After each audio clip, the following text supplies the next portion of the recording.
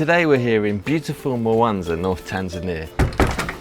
Okay, before I show you the room and places to stay, I'll just show you the lake, which is like the #1 thing to see here. So it's the largest lake in Africa, like second largest freshwater lake in the world or something like that. So no salt in it. It's like as big as England, it's friggin' massive, and it's absolutely beautiful. You can get a boat on the river in the evening or during the day, which is absolutely one of the best things I've ever done in Tanzania. It ranges from about $50 to $100 for a trip. There's an island over there, you see it. You can go on the boat. That's like a protected park, you know, one of those maritime parks, entrance fees and all this stuff. I'll show you later. I got a 1 hour trip around the lake. Yeah, I loved it so much. And you can do that any time of the day, so you can go at sunset, or you can go in the afternoon, or if you go in the morning. And you go around, there's like loads of rocks and everything. You see all the houses and hotels on the hills. Yeah, it's beautiful, and you can see the town from the lake. That's really nice. So the lake borders mainly 3 countries, Uganda, Tanzania and Kenya, and it was discovered by a European explorer, you know, as they say, in 1858, and they named it after Queen Victoria because they named every discovery after the monarchy in them days. Usually you go and see the beaches and stuff, but it's really nice, makes for a change to come and see a huge lake and be next to the lake. It's so peaceful and quiet and relaxing. I love to see all the buildings on top of the hills and mountains and on rocks. See, that's why they call it Rock City. That's the other thing, there's plenty of rocks to see. Guys saying it costs money to take a bloody picture. So talking about the town, there's like kind of the center part, which has this fish, and there's a few bars, not many really. They're more like real local vibe really, nothing big. We'll talk about nightlife later. Then there's the area everyone seems to go, which is like Rock City Mall, and then there's some places to go nearby there, restaurants and casinos and places for kids and stuff. That seems to be more of the hub. You can basically get to these places by bajaji or less than 5 minutes in a taxi, so it's pretty close, most of the stuff. Sunrise, which you can see now, but like you have to be careful. You go somewhere for sunset and you probably won't see it. But that's the thing here, there's not much sunrise or sunset because it's cloudy all the time. The lake kind of dominates the weather here, a bit like the UK, because the weather's miserable in the UK, probably because it's an island and there's sea all the way around like here. So you never really see the sun that much. The weather temperature is slightly lower than it is in Dar es Salaam as well, which is quite nice. Rains a little bit, I don't mind that, it's quite nice. But yeah, so that's why I wondered before I came to visit here that it looked a bit miserable here, it didn't look very nice. But the pictures don't do it justice though, because it is a beautiful place. The rocks and the mountains and the lake is absolutely beautiful. It was always overcast, it seems, here. And then you get the town part with there's not much there, to be honest. I walked around. Kitimoto, you can get kitimoto there if you like that stuff. It's full of oil and fatty, cheap pork. If you like that stuff, it's okay. Tanzanians love it, a lot of them. But anyway, we'll talk about food later. There was like a rooftop restaurant I went to in the town as well. That was okay. So I think they're the main things here, really. I'll just talk about the main things. Of course, there's stuff like safari, because it's quite near Serengeti Park here, so I think you can do safaris from here, but I come here to see Mwanza, not doing that. It's kind of weird. You go to TripAdvisor and you look at the top 10 things to do in Mwanza, and like #1 is like safari. It's like, what do you talk about? You come to Mwanza, I'm not going to go on safari, am I? So now on to where to stay. So for me, just to make it more simple for you, and me as well, there's 2 places to stay, right? Basically, there's either inland in the town or something, or there's on the lake edge. Obviously, I chose to stay on the lake edge, and that's my room up there, which has a wonderful view of the lake here. There's the sunrise. It took ages to try and decide inland, because if you stay inland, there was this hotel I was going to stay at, Gold Crest or something. It was like a much better hotel, but it was inland and had a kind of a view of the lake. But I chose this instead, which I'm quite glad, because this is really nice. You literally wake up like 3 meters from the actual lake. This is the room here. So this is the name of the place, Hotel Tilapia, which is named after the fish, which we'll talk about when we come to food. So the pricing, this was around $100 a night, so 4 nights was around just over $400. Originally they put me downstairs. It was a big room and everything, bigger than here, but I had to ask them to put me up to a balcony view, which seems much nicer, so make sure you ask them if you don't get the room that you like. So this is the bed here. There's a nice view here, unbelievable. Well, I shut that so you can see a bit more, but the glass is crystal clear, so you see all that. There's a cupboard here, you get a safe, and bathroom there, which stinks of shit, and a nice little balcony. It's so relaxing and peaceful. Gosh, compared to Dar es Salaam, it's just heaven here. It's got air conditioning as well. I think I did use it actually, which I rarely use air conditioning. I mean, it's not 5-star quality or anything, but it's fine. It's like, I think this is a 3-star actually, 3-star hotel. And if you look over here, you can stay on a boat as well. Look, there's rooms here on the boat next to the lake, which is really nice. Somebody fishing there, and there's a lot of birds here as well. I forgot to mention, I'll start getting interested in bird watching. There's a lot of kingfishers here, not the classic colour, but they're different colours, like black and white and stuff, but they're kingfishers. I remember as a kid, like, kingfisher was the most beautiful bird I liked there, so bird watching is another thing to do here. It was my favourite bird when I was a child. I mean, they don't have much facilities here. They don't have a gym or anything like that, but they got restaurant, a swimming pool, which is quite nice, and food's good, but it takes a bit slow. But yeah, that's nice. I'm quite pleased we stayed here, really. Yeah, so this is where breakfast is, with the lake, view of the lake here, and there's the restaurant bar up there. So the swimming pool and restaurant bars up here, which is all right.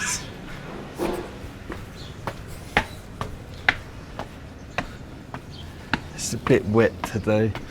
Only this morning. The other days didn't really rain. The pool here, the restaurant there. So you can sit right. The bar is over there. It's in the morning now, so you don't really see much. So yeah, you can sit here all day, which is really nice. I think town is over there somewhere. Still can't get over how much I like the lake here. Reception exits out here, we'll go for a walk. Okay, so the next thing on the list is the people. So after living in, I lived in Dar es Salaam for quite a few years, 10 years, I noticed some slightly different things here. It seemed like, I don't mean to sound bad, but everyone seems a little bit backwards here, even more so than Dar es Salaam. Okay, you got the thing that's slow, everybody's slow.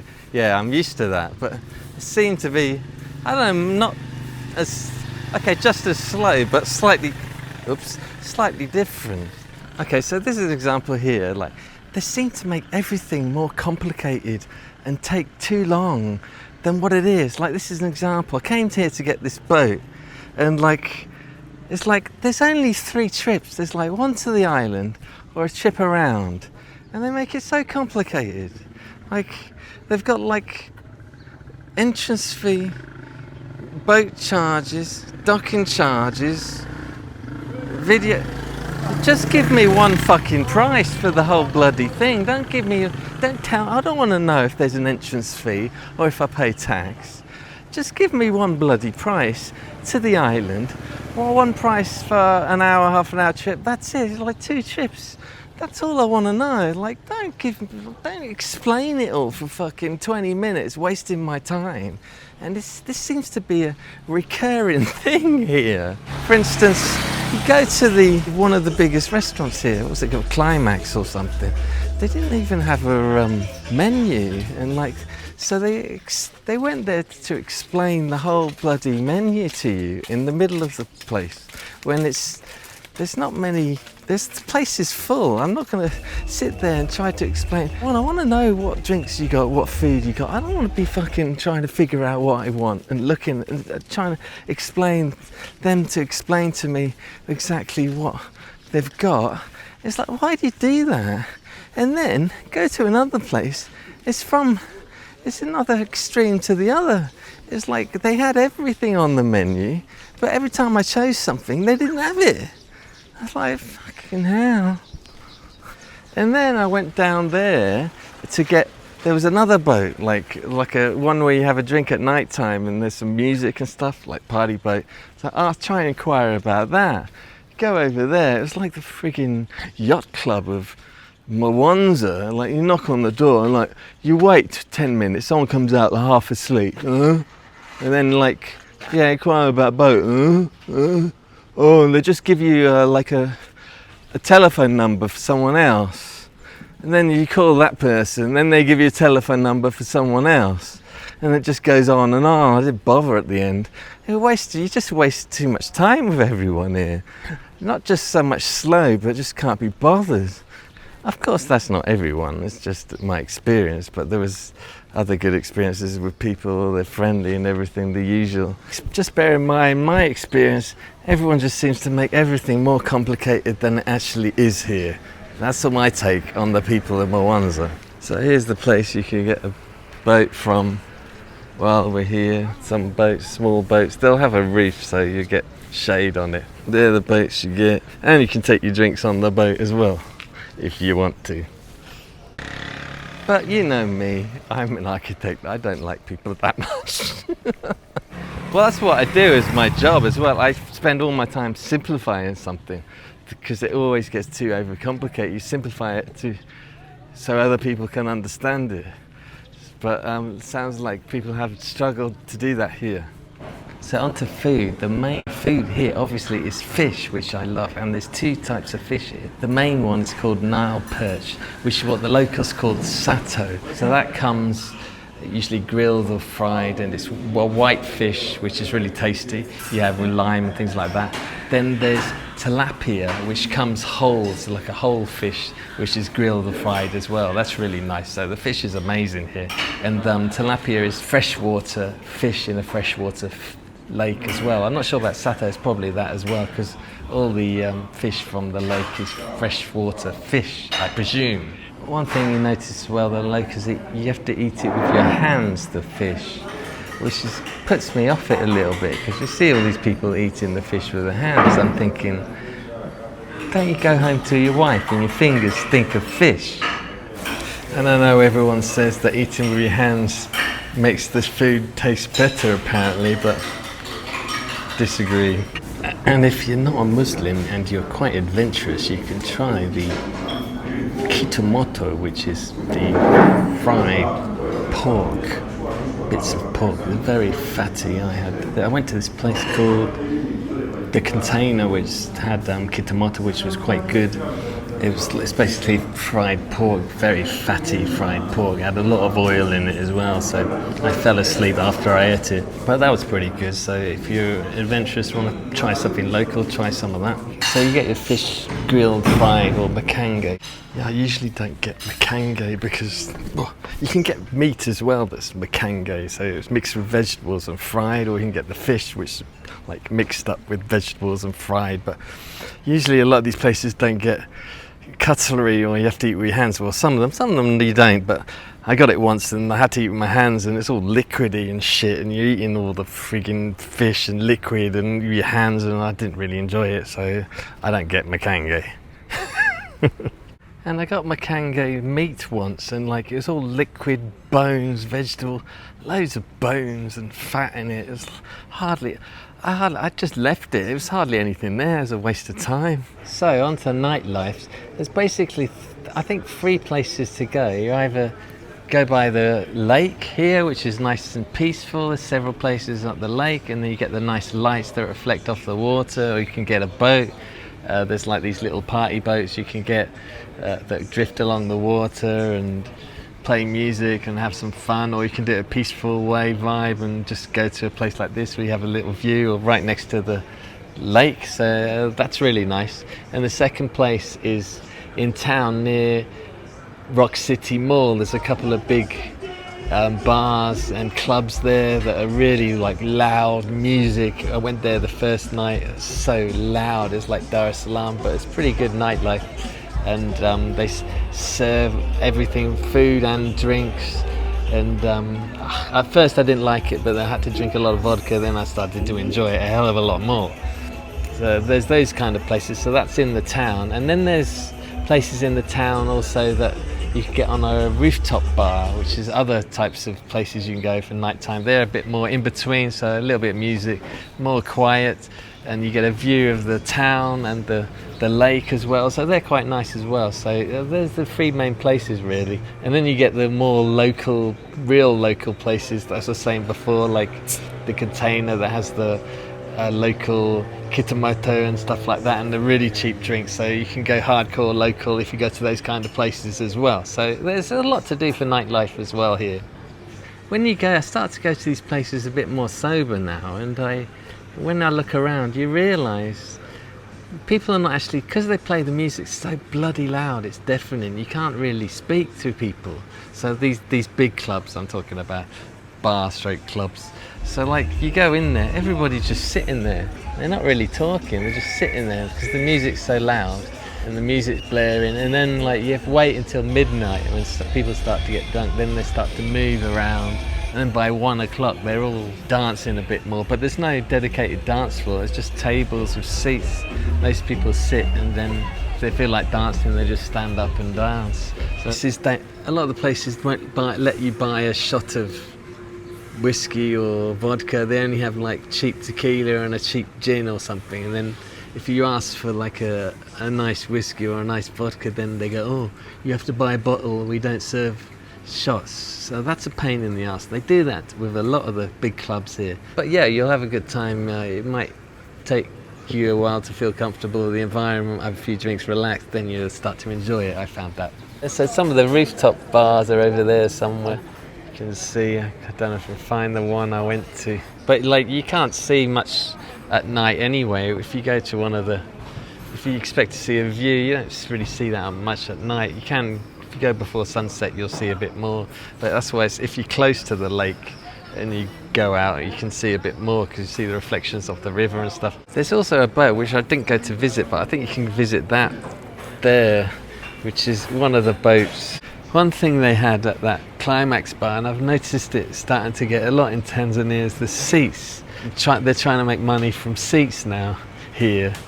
So I think that's a new thing in Tanzania. Well, that's what happened here in Mwanza one night. So final thoughts, it's definitely worth coming here if you ever have some time, like maybe 4 days. The only friction is actually getting here. You can only really fly here realistically. It takes about 1.5 hours. You could get a bus, but that takes like, I think, 18 to 20 hours or something ridiculous like that. I think slightly less if you go in a car, maybe 12 to 14 hours. And there's no realistic trains to get. So if you're someone like me, Mzungu, then the only option really is a plane. You're not really going to spend all that time on a bus unless you got the time and the patience, which I don't.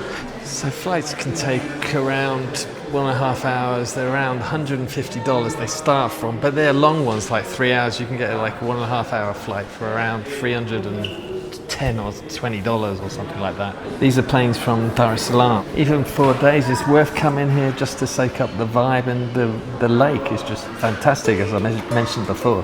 So if you're ever thinking of coming here, definitely come for at least 4 days. It's one of the best things I've ever done in Tanzania. So if you like this video, watch another one here, and I'll see you in the next one.